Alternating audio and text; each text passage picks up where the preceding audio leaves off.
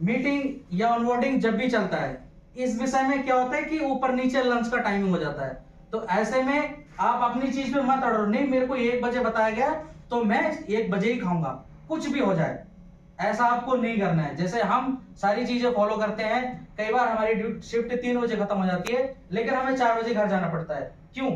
इसलिए जाना पड़ता है, अनबोर्डिंग है या दूसरा सुपरवाइजर लेट है या कुछ भी है, तो सिचुएशन को हमें समझ के काम करना पड़ता है ना, क्योंकि काम करने यहाँ पर हम खुद आए हैं। कोई हमें कंबल में से घर पर उठाने गया? नहीं गया। गया कोई? नहीं गया। ऐसी छोटी छोटी चीजों का आपको ध्यान रखना है। दूसरा, किसी के साथ बिल्कुल भी बहसबाजी नहीं करनी है।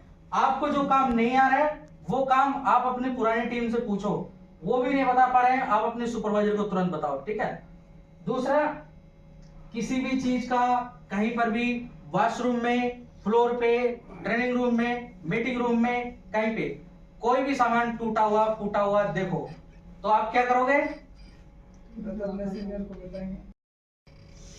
आपने कोई सामान टूटा फूटा देखा, आपने नहीं बताया, उसमें कौन फंसेगा? आप ही फंसोगे। बाद में वो पता चल ही जाएगा कि किसने देखा। दूसरी सबसे चीज, इंपॉर्टेंट चीज, ऑफिस के अंदर 1 रुपए का सामान या 1 करोड़ रुपए का सामान, हमारे लिए क्या मोल है उसका? ऑफिस के अंदर कोई भी सामान 1 रुपए का हो या 1 करोड़ रुपए का हो, हमारे लिए उसका क्या मोल है? हमारे लिए वो मिट्टी के बराबर है, ठीक है। तो कहने का मतलब, ऑफिस में कितना भी महंगा सामान रखा हो, सोना रखा हो, गोल्ड रखा हो, ज्वेलरी रखा हो, कुछ भी रखा हो, हमें उस सामान से कोई मतलब नहीं होना चाहिए, ठीक है। आप ज्वेलरी के आइटम देखते हो, घड़ी देखते हो, रिंग देखते हो, चैन देखते हो, XYZ कंगन देखते हो, ज्वेलरी में जो भी आइटम आपको दिखता है, आप क्या करोगे? मान के चलिए डेस्क खाली पड़ा है, यहाँ पे रिंग रखा हुआ है, आप क्या करोगे? फिर उसको उठा के ले जाए कंट्रोल रूम में, इमीडिएटली, ना देर करते हुए, बिना छुए, बिना टच करे आप अपने शिफ्ट सुपरवाइजर को बताओ। कई बार ऐसा होता है कि 6 फ्लोर पे काम चल रहा है और यहाँ पर सुपरवाइजर एक ही है, तो वो राउंड लेने के लिए ऊपर 16 फ्लोर पे गया है।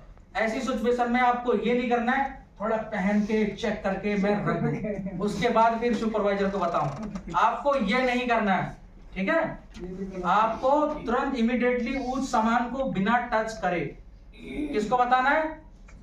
अपने सुपरवाइजर को बताना है। ये टॉपिक मैं आप लोगों के साथ पहले क्लियर कर चुका हूं, फिलहाल में जो नई टीम भर्ती हो रही है उनके लिए, ठीक है। Property solution India private limited, है ना जी? ऐसा ही है। हमें अपने ऑफिस के बारे में ये जानने की जरूरत है कि हमारे सीनियर कौन कौन है, कहां कहां पे है, क्या क्या काम करते हैं और उनके क्या क्या डेजिग्नेशन है और उनके क्या क्या नाम है, यही तो पता करेंगे। पहला चीज, हमारा जब न्यू ज्वाइनिंग होती है हमारी कंपनी का क्या नाम है, उसके बाद जो हमारे सीनियर्स हैं वो कौन कौन है, पता है आप लोगों को? जो नए लोग हैं उनको पता है? मुझे लगता है 2-4 पुराने लोगों को भी पता नहीं होगा, ठीक। अब हम लोग बात करते हैं सबसे पहले सुपरवाइजर के बारे में। SUP का मतलब सुपरवाइजर, ठीक। हमारी रिपोर्टिंग किसके लिए है? आप लोगों की रिपोर्टिंग किसके लिए है?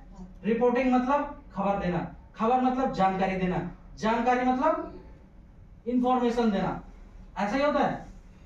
या हमें कोई दुख दर्द तकलीफ है, हम किसको बताएंगे? सबसे पहले हम अपने सुपरवाइजर को बताएंगे, उसी को बोलते हैं रिपोर्टिंग मैनेजर, ठीक।